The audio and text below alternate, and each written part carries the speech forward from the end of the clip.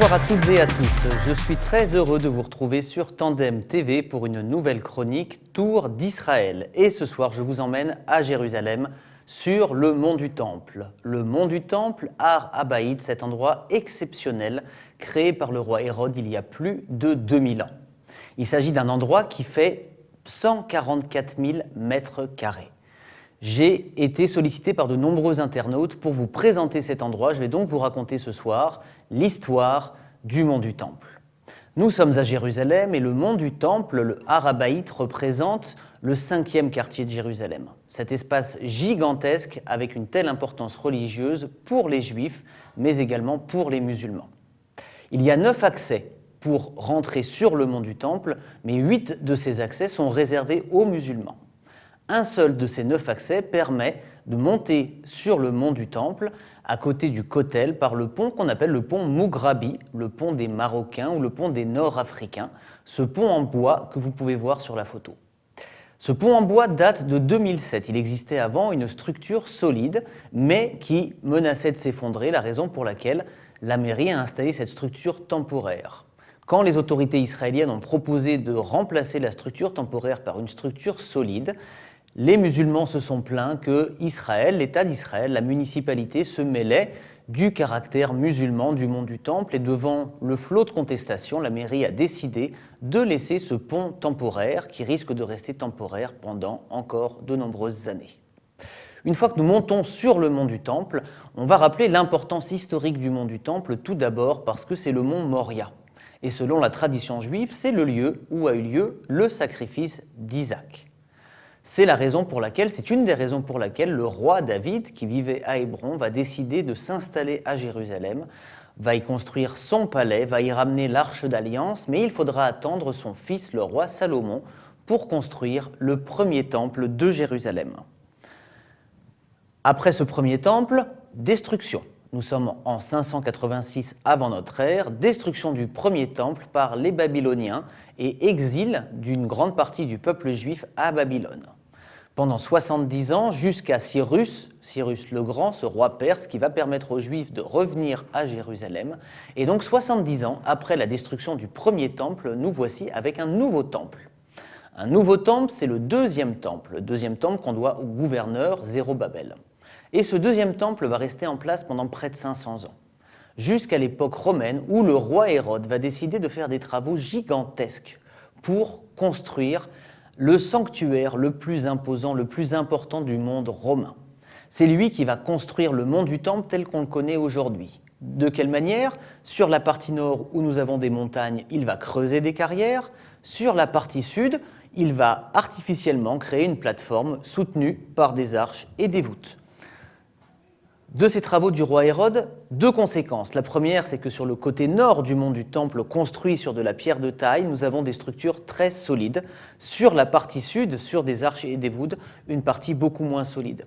Ce qui va expliquer qu'à cause des nombreux tremblements de terre, tous les édifices construits sur la partie sud du mont du Temple ont été largement détruits au fil des siècles. Ce deuxième temple de Jérusalem, le temple d'Hérode, on ne l'appelle pas le troisième temple. Effectivement, ça paraît très logique de l'appeler le troisième temple parce que ce deuxième temple, le temple hérodien, est beaucoup plus important que le deuxième temple. Mais la notion de troisième temple est une notion messianique. Donc on réserve le terme de troisième temple à la reconstruction du temple lorsqu'arrivera le Messie. Une autre raison qui va expliquer pourquoi le temple d'Hérode, on ne l'appelle pas le troisième temple, c'est que pendant des années de travaux que Hérode va refaire le temple de Jérusalem, le temple va continuer de fonctionner, les prières et les sacrifices vont continuer. Contrairement à ce qui s'est passé entre le premier et le deuxième temple pendant ces 70 ans où il y a eu une véritable interruption de toute l'activité religieuse au niveau du temple. On est donc sur le deuxième temple, on va l'appeler le deuxième temple bis, ce temple d'Hérode, construit il y a 2000 ans et qui va être détruit moins de 70 ans après par les Romains en l'an 70. Lorsqu'on arrive sur le mont du Temple, on va observer de nombreux vestiges.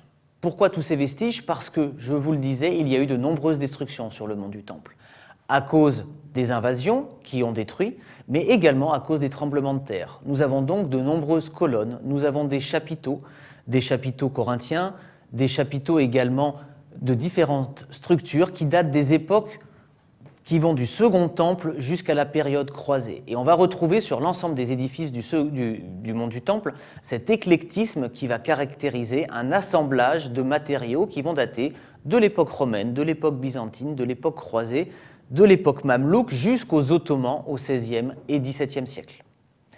Derrière toutes ces structures, nous avons le musée de l'islam. Ce musée de l'islam est un musée très intéressant dans lequel on peut découvrir de nombreux objets liés à la vaisselle, aux armes, à des pièces de monnaie, mais également à de l'architecture venant de la mosquée Al-Aqsa et du dôme du rocher qui, suite aux destructions, ont été entreposés dans ce musée de l'islam. Nous arrivons enfin à une des splendeurs du mont du Temple, il s'agit de la mosquée Al-Aqsa. La mosquée Al-Aqsa, c'est la plus grande mosquée du pays. Plusieurs milliers de religieux, de fidèles peuvent venir y prier. Cette mosquée a été construite en l'an 715. Nous sommes à l'époque des Umayyads et je vais vous resituer les Umayyads par rapport à l'islam. 632, c'est la mort du prophète Mahomet. Et derrière le prophète Mahomet, nous allons avoir 4 grands califes qu'on appelle les califats ar-Rashidoun, ce qui veut dire les plus grands califes, califes voulant dire le successeur. Nous avons Abu Bakr, nous avons Omar, Othman et Ali, le cousin et gendre du prophète. Et c'est le deuxième calife, le calife Omar, qui va conquérir Jérusalem en 638 et lui qui va construire pour la première fois une mosquée sur le mont du Temple. On parle d'une toute petite mosquée et un peu moins, 70 ans plus tard, ce sera Al-Walid en 705 qui va construire cette mosquée Al-Aqsa. Pourquoi ce nom de Al-Aqsa? Pourquoi une mosquée ici? Il faut se référer au texte saint des musulmans, au Coran, et notamment à la sourate 17 qui raconte le voyage nocturne du prophète Mahomet. Cette sourate, ainsi que les hadiths, les traditions de l'islam, racontent que le prophète Mahomet a fait un voyage nocturne et une ascension, et ce voyage s'est fait sur une bête extraordinaire qu'on appelle Al-Bourak, une espèce de cheval avec une tête de femme, des ailes d'aigle, un corps de lion et une queue de paon, et qu'il va laisser cet animal pour ensuite monter au ciel. Et on raconte qu'il est allé dans son rêve, puisque c'est un rêve ce voyage, jusqu'à la mosquée lointaine. La mosquée lointaine se dit Al-Aqsa, d'où la mosquée Al-Aqsa que nous allons avoir sur le mont du Temple. Le mont du Temple comporte de nombreuses mosquées, mais la mosquée Al-Aqsa va être la plus grande et la plus importante. Telle qu'on la voit aujourd'hui, elle reprend à peu près les dimensions de l'original, c'est-à-dire que nous avons 7 arches et on voit la 4e arche plus haute, plus grande, qui va donner l'accès à la salle de prière principale. Cette mosquée a été jusqu'à 2 fois plus grande, puisque au Moyen-Âge, après une destruction, certains dirigeants musulmans ont décidé d'en faire un lieu encore plus important et donc elle a eu jusqu'à 15 arches.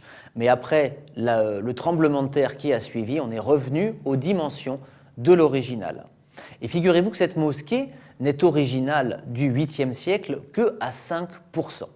C'est-à-dire que cette mosquée est en fait une reconstruction de différents éléments qui datent de différentes périodes et c'est cet assemblage dont je vous parlais précédemment. On va voir des arches, on va voir des voûtes, on va voir des colonnes qui datent de ces différentes époques. Ce que nous voyons sur le fronton de la mosquée, c'est une dédicace. Cette dédicace qui date de 1212 du neveu de Saladin qui s'appelle Al-Mu'assim Issa, qui va reconstruire lui aussi cette mosquée après un grand tremblement de terre. On a également de l'architecture mamelouk. Les mamelouks, ces anciens esclaves devenus dirigeants de l'Égypte et qui vont également conquérir la Terre Sainte.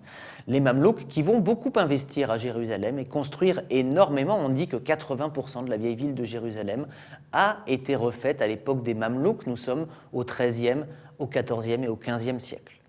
Une des particularités de l'architecture mamelouk, c'est cet assemblage de pierres bicolores que vous pouvez voir, ces pierres claires et plus foncées que l'on appelle des ablaks, qui souvent s'accompagnent de structures telles des coquilles ou des stalactites qui sortent du mur qu'on appelle des moukarnas.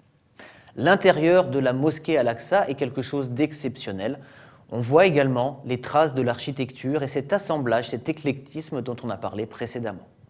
En sortant de la mosquée Al-Aqsa, on voit une grande fontaine de purification. Cette fontaine, qu'on appelle la Tandkazia, a été offerte par Tandkiz, vice-roi de Syrie, qui était un mamelouk. Nous sommes au XIIIe siècle. Et c'est l'occasion de parler de l'importance de la purification par l'eau chez les musulmans. En effet, il y a des obligations de purification des jambes, des genoux, des bras et de différentes parties du visage avant d'aller prier. Nous avons donc sur le mont du Temple de nombreuses fontaines de purification, mais celle-ci, la Tankasia, est définitivement la plus belle. On marche quelques centaines de mètres et nous arrivons au bâtiment le plus impressionnant, le plus connu de tous, qu'on appelle le dôme du rocher, que certains appellent à tort la mosquée d'Omar.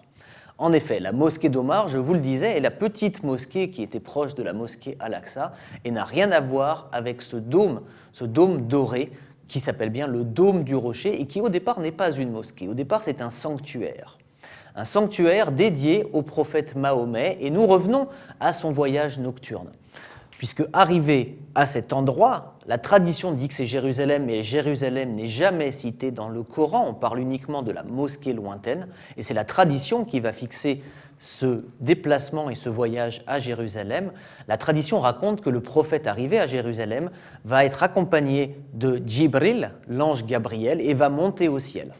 Il va monter au ciel, il va échanger avec Allah, mais bien sûr, il ne peut pas échanger directement parce qu'un humain ne peut pas parler ou voir Allah. Donc, il va entendre une voix qui va lui donner l'obligation de faire 50 prières quotidiennes. Et il accepte cette obligation. Et en redescendant, il rencontre Moussa. Moussa, c'est Moïse. Et quand Moïse entend que Dieu lui a donné 50 prières, il lui dit « pas du tout. Ici, on est au Moyen-Orient, on négocie. Tu remontes et tu négocies parce que 50 prières, c'est beaucoup trop. » Et donc, le prophète Mahomet va remonter, va avoir cet échange indirect avec Dieu, avec Allah, et va redescendre avec le chiffre 5. 5, ce sont les 5 prières quotidiennes que doivent faire les musulmans. Et cela va expliquer grandement l'importance religieuse de Jérusalem pour les musulmans, parce qu'une des 5 obligations, les 5 prières quotidiennes, viennent, selon la tradition, encore une fois, nous ne sommes pas dans le texte, mais de la tradition, de ce voyage à Jérusalem, l'Isra and Miraj, le voyage nocturne et l'élévation. Maintenant, ce qui est passionnant sur le dôme du rocher, c'est également son architecture, parce que contrairement à la mosquée Al-Aqsa, le dôme du rocher est à 90% original. Cette structure, elle date de 691, et c'est Abd el-Malik, le grand souverain omeyyade, qui va la construire. Je vous parlais tout à l'heure des 4 grands califes, le dernier étant Ali, gendre et cousin du prophète, et il va être remplacé par le gouverneur de Syrie qui s'appelle Muawiyah. Et celui-ci va fonder la première dynastie de l'islam, les Umayyads, Muawiyah, vous comprenez évidemment d'où cela vient. Et donc, ses successeurs, peu de temps après, 691, vont décider de construire le dôme du rocher, et une vingtaine d'années plus tard, le fils de Abd el-Malik, el-Walid, va construire la mosquée Al-Aqsa. Pourquoi décider d'une telle construction? D'abord parce qu'il veut montrer la grandeur de l'islam, il veut également concurrencer les sites chrétiens, puisqu'à l'époque Jérusalem a encore de nombreux sites chrétiens, mais également pour des raisons politiques, il veut concurrencer la Mecque et Médine qui regorgent de trésors et notamment de lieux très importants pour les musulmans. Ce sont des architectes chrétiens qui vont faire le dôme du rocher. En effet, les musulmans vont prendre les architectes locaux, ceux qui viennent de construire des églises. Et à l'époque, les églises, la mode est de construire des églises octogonales. Le dôme du rocher va donc être une structure, un sanctuaire octogonal. Le dôme doré, la partie dorée, est à 20 mètres du sol et fait 20 mètres de diamètre. Ce sont les dimensions exactes du dôme que nous avons sur le Saint-Sépulcre. Aucun doute, ce sont bien des chrétiens qui se sont inspirés des constructions qu'ils faisaient jusqu'à présent pour construire le dôme du rocher. Donc on dit que c'est le bâtiment le plus vieux de l'islam, 691, 80% est original. Contrairement à la mosquée Al-Aqsa, ici nous sommes sur les fondations, sur la pierre de taille de la montagne, d'où le fait que les tremblements de terre ne touchent quasiment pas le dôme du rocher. Et je vous rappelle que le dernier grand tremblement de terre a eu lieu en Israël en 1927. On dit que c'est une fois tous les 100 ans, donc on risque d'avoir un très gros tremblement de terre dans les années à venir. Malgré les 80% originaux, on va avoir les fondations, on va avoir des décorations, on va avoir des ajouts qui vont arriver au fur et à mesure du temps. Les Mamelouks, puis les Ottomans vont également mettre leurs pattes au dôme du rocher, la dernière patte étant bien sûr ces feuilles d'or, 150 kilos d'or qui ont été offerts par le roi Hussein de Jordanie en 1994 et qui font qu'on voit à des kilomètres à la ronde le dôme doré, le dôme du rocher. On a également à la base du dôme du rocher ces figures très originales. C'est fait avec du verre, avec du marbre, et on a l'impression de voir un test de Rorschach ou le test psychiatrique avec ces jeux de reflets et ces différentes formes dans lesquelles on peut deviner parfois des visages et également parfois des animaux. À l'intérieur du dôme du rocher, nous avons plusieurs versets du Coran, mais également quelque chose de très original, c'est le nom. Le nom Abd el-Malik du fondateur a été effacé et remplacé par Al-Mamoun. Qui est ce Al-Mamoun? Al-Mamoun est un grand dirigeant abbasside, grand dirigeant, mais qui commençait à manquer de légitimité auprès de son peuple, et donc qui a voulu se glorifier de la construction du dôme du rocher 120 ans après Abd el-Malik, et donc qui a effacé le nom d'Abd el-Malik pour le remplacer par le sien, Al-Mamoun. Sauf qu'il ne l'avait pas vu, à côté du nom était également inscrit une date, il a oublié de changer la date, donc on a bien le nom de Al-Mamoun, mais 120 ans plus tard que Abd el-Malik. Également à l'intérieur, donc ces très belles décorations, ces colonnes, des dorures et différents éléments que malheureusement aujourd'hui seuls les musulmans peuvent apprécier parce que l'entrée dans les lieux saints, aussi bien la mosquée Al-Aqsa que le dôme du rocher, est réservée aux musulmans.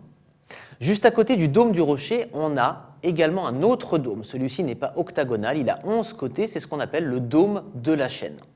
Et alors qu'on s'attendrait à ce que le dôme du rocher soit l'hypercentre du mont du Temple, il s'agit en vérité du dôme de la chaîne qui va être l'hypercentre.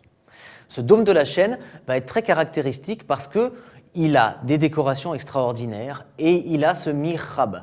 Ce mihrab, cette niche orientée vers la Mecque qui est absolument majestueuse et que tout le monde peut apprécier, musulmans et non musulmans. C'est aujourd'hui une mosquée ouverte dont l'histoire, selon la tradition de l'islam, remonte au roi Salomon.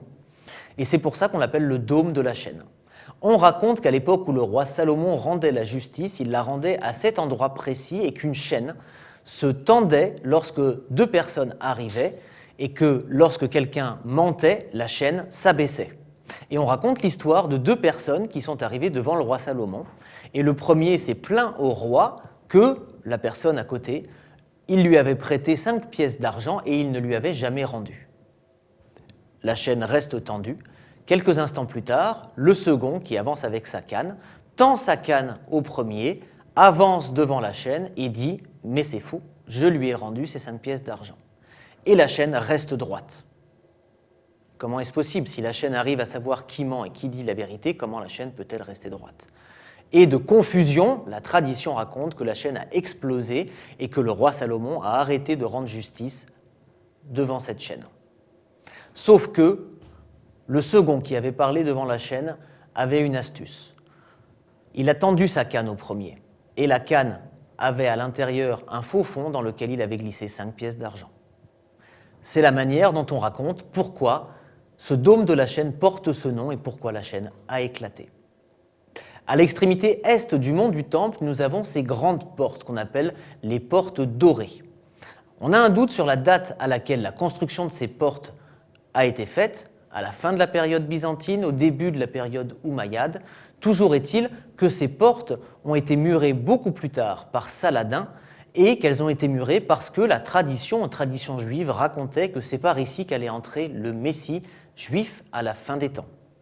De l'autre côté, vous pouvez voir, quand on est sur le mont du Temple, ce qui se passe quand on voit ces portes. En fait, il s'agit plus que de portes, il s'agit carrément d'une structure, puisqu'on a également une mosquée qui a été construite à l'intérieur de ces portes, qui sont en vérité des remparts. Dernier élément architectural original sur le mont du Temple, nous sommes de l'autre côté du dôme de la chaîne. Il s'agit du dôme de l'Ascension, structure créée beaucoup plus tard que le dôme du rocher et la mosquée Al-Aqsa. Selon la tradition, ce dôme de l'Ascension marque le lieu où le prophète Mahomet a fait sa dernière prière avant d'aller jusqu'au dôme du rocher, d'où il est monté au ciel. Le mont du Temple, c'est un lieu exceptionnel, très riche en histoire, en architecture, qui va toucher aussi bien l'histoire juive, le mont Moria, le temple de Salomon, le deuxième temple, le temple du roi Hérode, mais également ce qui s'est passé sur le mont du Temple, les 700 ans où il n'y a pas eu de construction, puis l'arrivée de l'islam et les différentes constructions qu'on peut encore voir aujourd'hui. Merci beaucoup de m'avoir suivi, à très bientôt pour une nouvelle visite de Tour d'Israël sur Tandem TV.